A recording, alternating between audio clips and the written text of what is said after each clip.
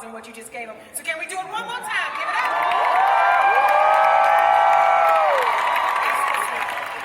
That's a Hall H welcome.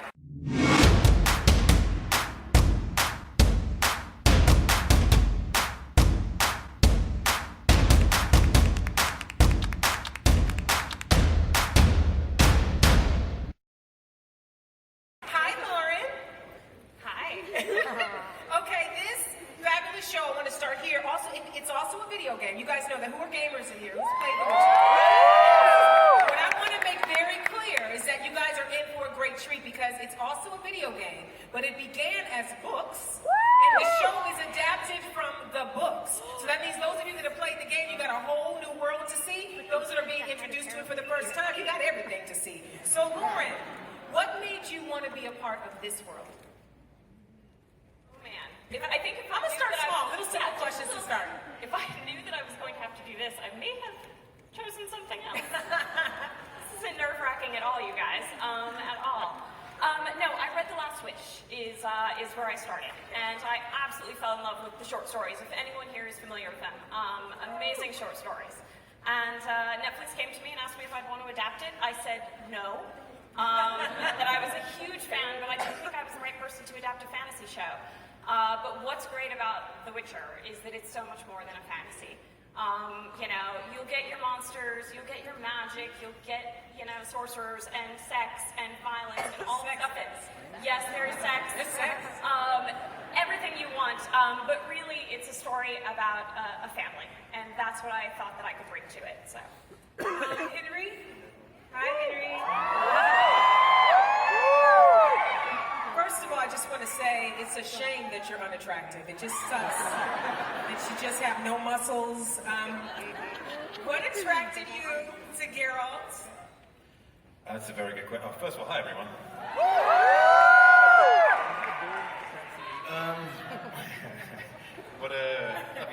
What attracted me to Geralt? I'm a big gamer. I've played the games a lot. Many hours put into those, and Warcraft, but I'm not talking about that today. And there was something about Geralt which really struck a chord with me.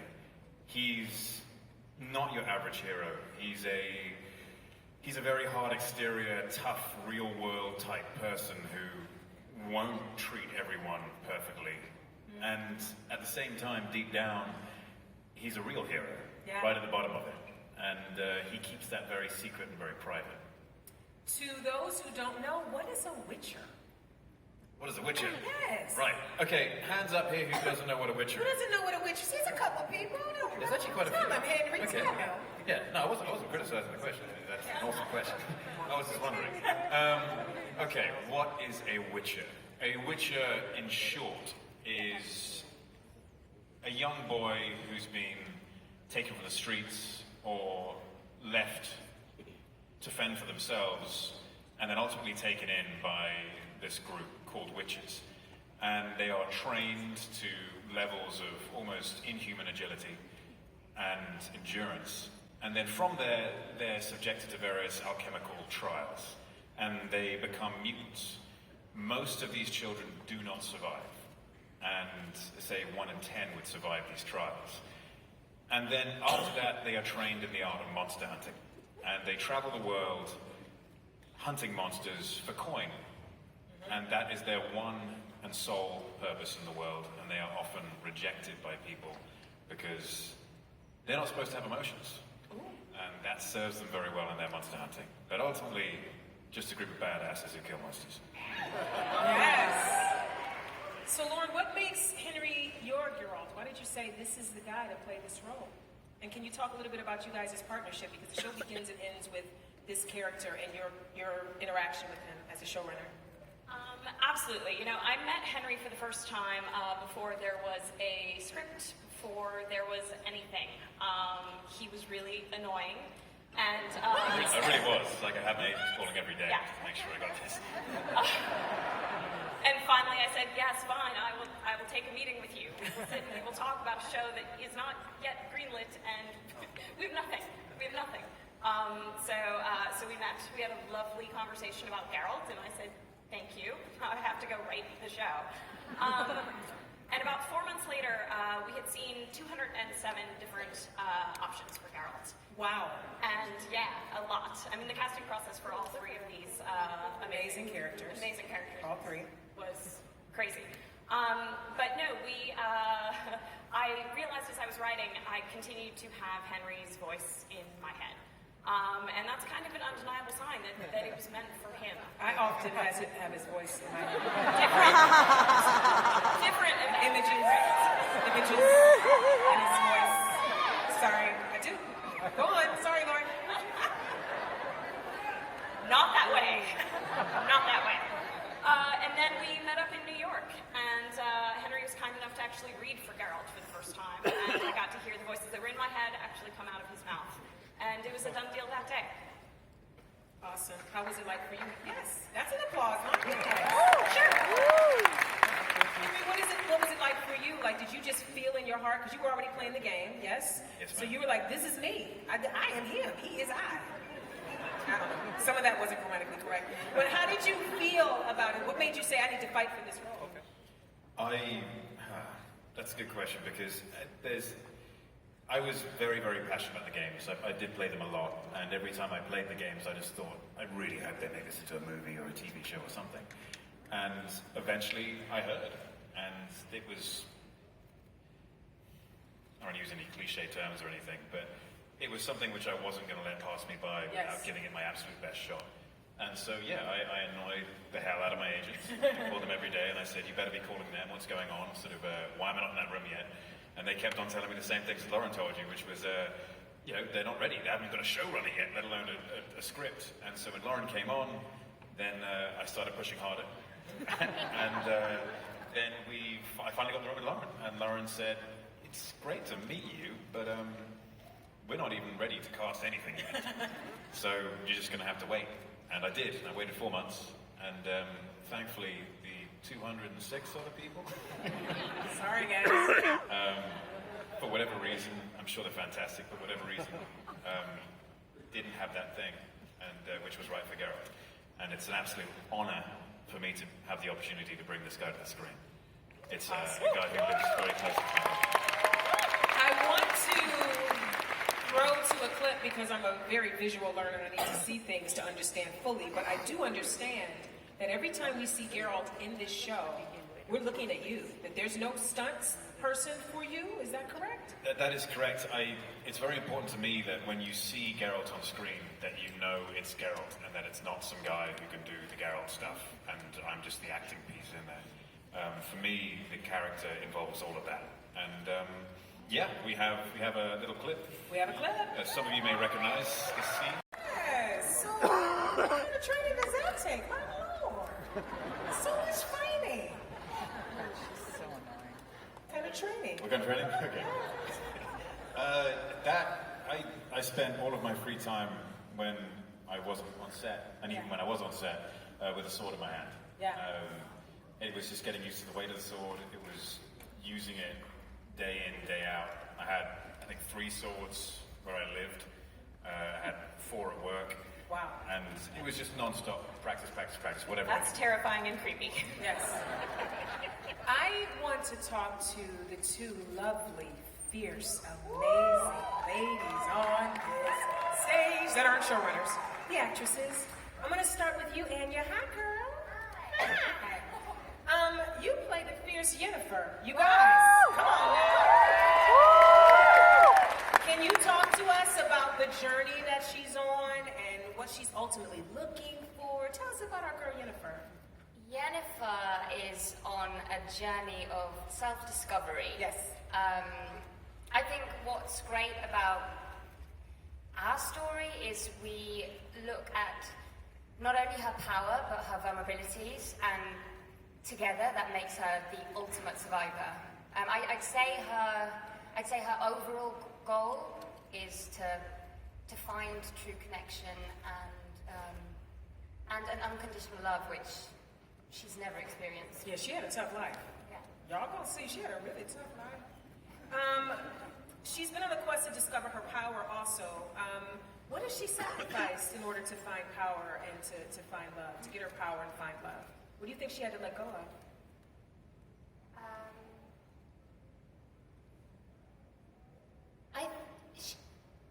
She had to let go of.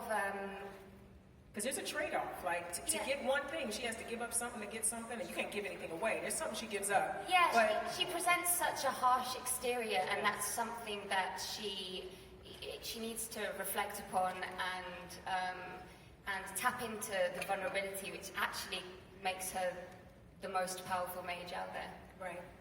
Arguably. I think that it's important for you guys to see this amazing woman in action and see, yes. No, we just full of clips today. We full of clips. Chock full of clips. As Anya said, she vacillates between being strong and confident in her power. She's also very self-reflective and vulnerable. So I want you guys to see what she brings to this amazing. The Witcher is that it literally is something there for everyone. I always liken genre shows a lot of times to like Friday Night Lights or Walking Dead. Hear me out. Friday Night Lights appears to be about football. Walking Dead appears to be about zombies. But they're actually about the heart of people, the connection they have, how they live their life, the love they build, the family they choose. And The Witcher is like that. So if there's anyone in here, I know we're at Comic-Con, so most of you are genre fans, but if there's anyone that's afraid to dip a toe in, because you think I don't like fantasy, you're going to like this fantasy. I'll tell you right now. Did you see that amazing acting from Anya? Hello? Hello? And she has a transformation that I will not spoil for you, but it's a transformation. It's not just emotional, it's also physical. She's a beast. She's a beast, so I want to give you your flowers while I'm here with you. All right. How was that? How was it filming that scene? How long did it take? Tell me a little bit about the scene we just saw in the clip. I remember, first of all, I remember the location we shot at, and I remember emailing Lauren at the time and saying, this is the best day ever. Because I couldn't believe where I was, and this part means so much to me, and this scene is such a huge moment in Yennefer's journey, and everything about that day was epic, epic. I mean, I was freezing. It was epic. That's the first time I've seen this clip without a VFX slug across it that says "Make Baby Dead." Make baby dead. That's what it says. I saw it. Make baby dead. Yeah, for months now it said "Make Baby Dead." Baby So dead. it's really nice to see it with a dead baby. I know. Wait a minute. Hold on. Hi, Freya. Hi, Pumpkin. How you feeling? Nervous. Let her feel loved, you guys. She's a little nervous. Let's keep this.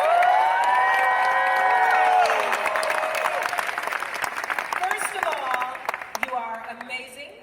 You're beautiful. You're talented, and you're wonderful. And this is also your first major role. So, what was this process like for you becoming a part of this amazing show?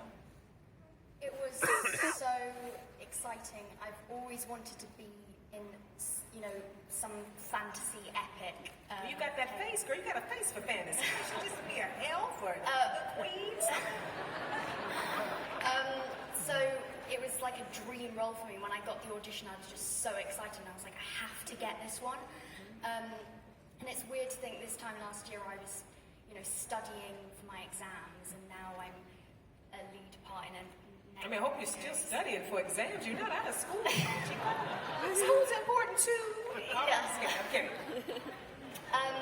But Not kidding, school's important. It's just been amazing working with such incredible actors, every day.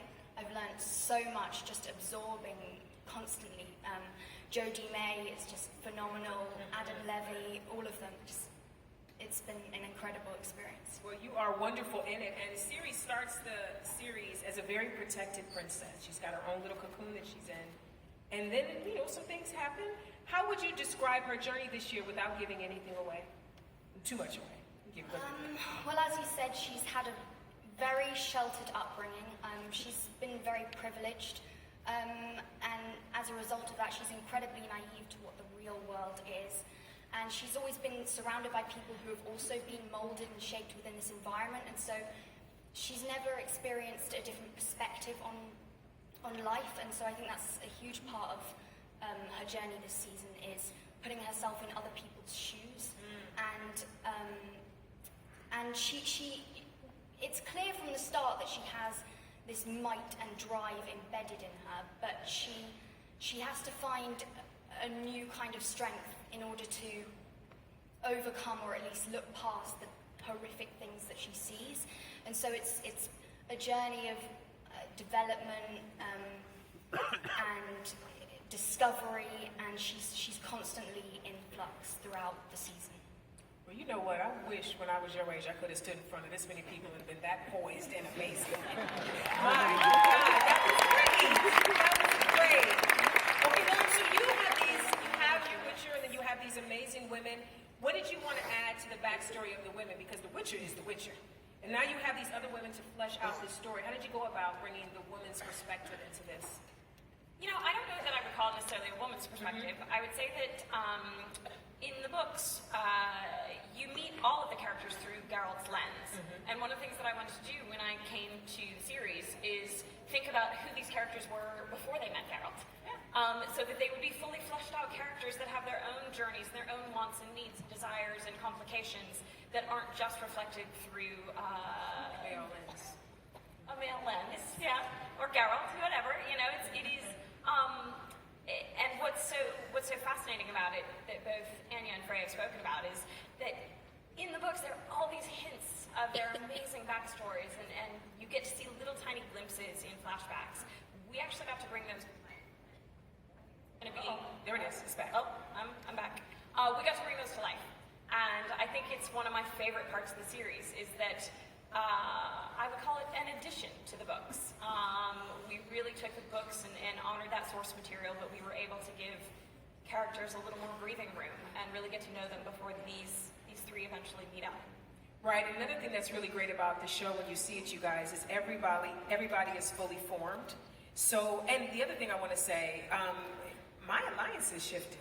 Like 1 minute I'm rooting for this one, I'm like, this is the good guy. And then I'm like, well, that ain't the good guy. And then I'm picking someone else. So was it baked into the cake that maybe there isn't a hero or a villain? Like everybody's got a little bit of all of it in you?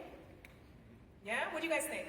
I think it's like I was saying, it's all about different perspectives, and for Ciri, she meets a lot of different people along her journey, and she's having, I think she manages to see.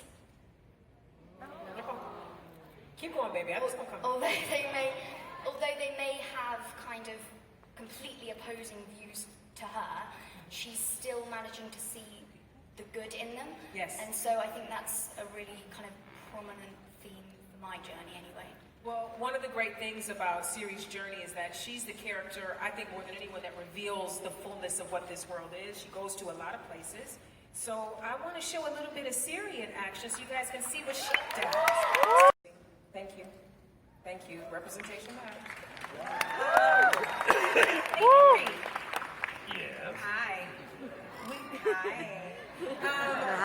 We can't talk about Geralt without talking about Roach. Tell us a little bit about your horse, Roach. What's about her?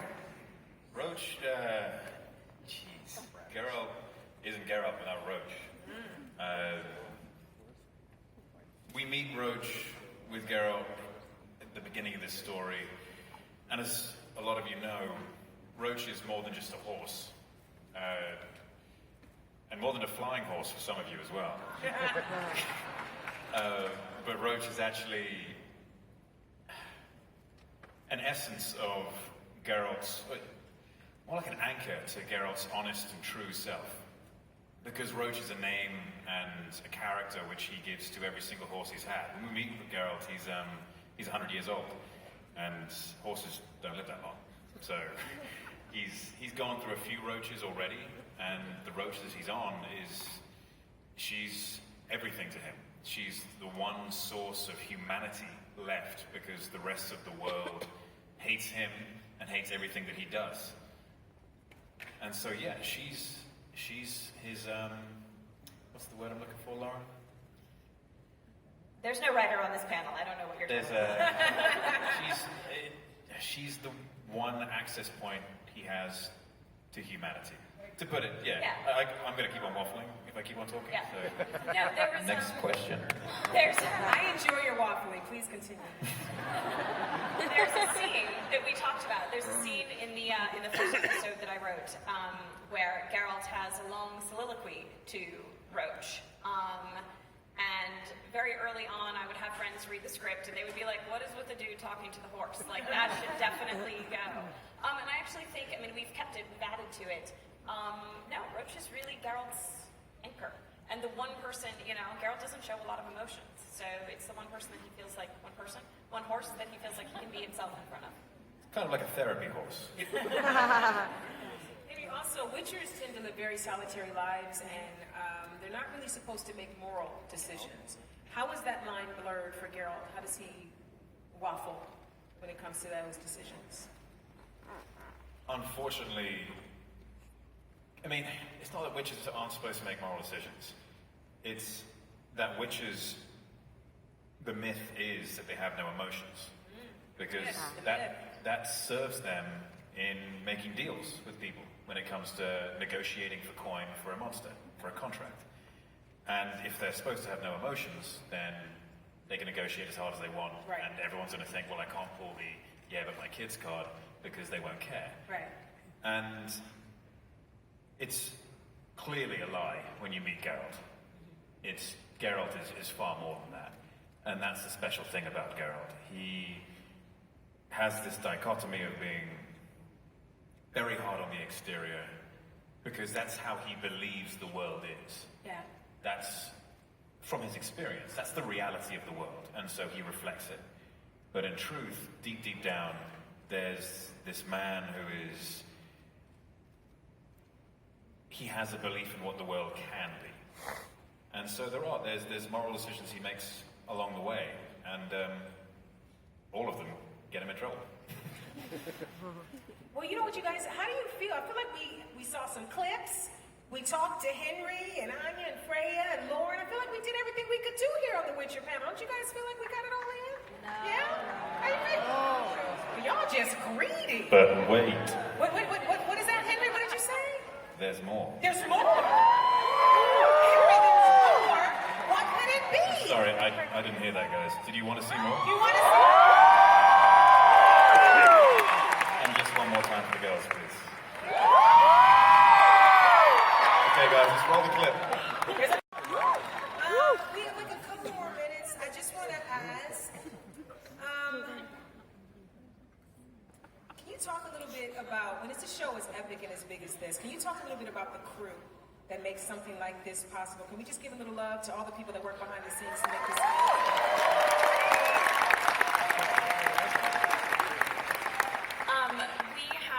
We have an amazing crew. From this started with 9 writers in a room here in Los Angeles. We've been in London for post-production, which is going on right now. I keep getting texts telling me to watch things today.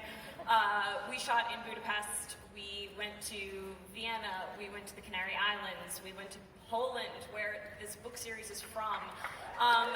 We carried a crew of about 300 people with us most of the time, and this vision is thanks to them. It can be in my brain, it can be in their hearts, but none of it actually shows up on the screen unless a lot of people are doing their jobs really well. A special shout out to Andrew Laws, our production designer. Everything is as beautiful as it is because of him. Very early on, what I ask the writers to do when they write episodes is to keep basically Pinterest boards, like mood boards for their individual episodes. And we would upload those, and Andrew would take those off. And so from our poring over internet and Google searches, we got that, which is pretty incredible. Yes.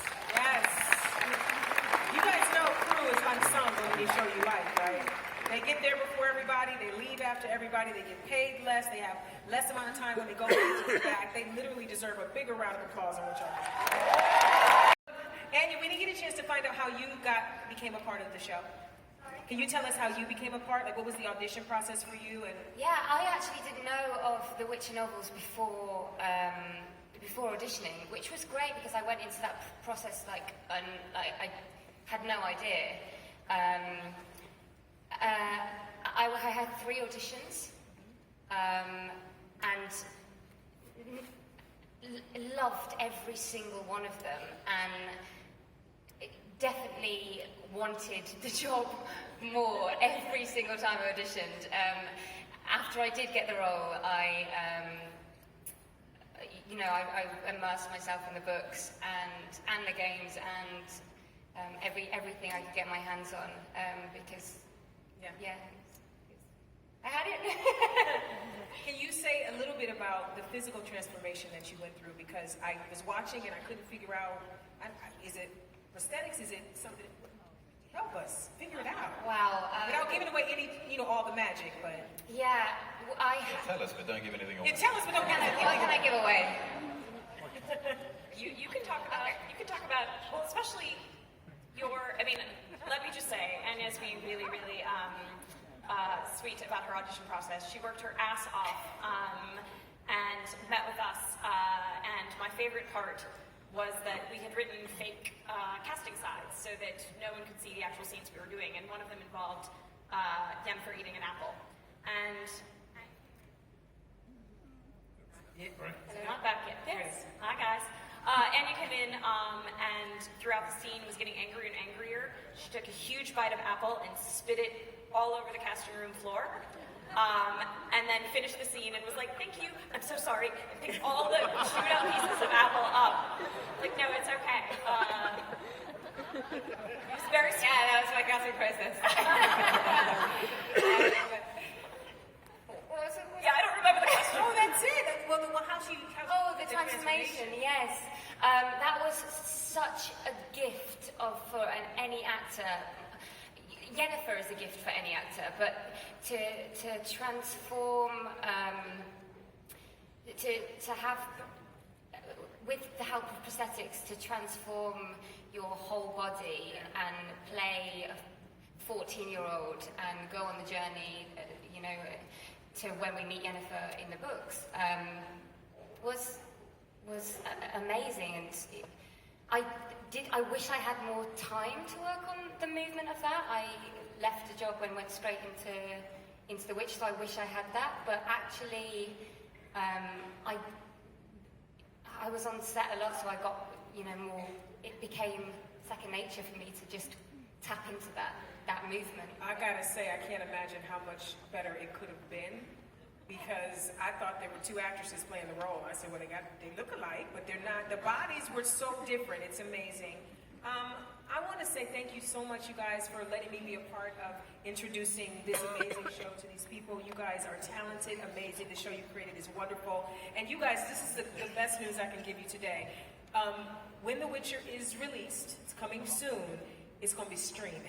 So you can go right from one episode to the next episode to the next episode. And as a genre fan, you know that little 7 days waiting for something else to come on can kill your spirit. So thank you. Y'all got to wait for something. Now wait a minute. You gotta wait for something. Long suffering is dead. We got to wait for some things. Thank you so much, you guys. We're gonna take a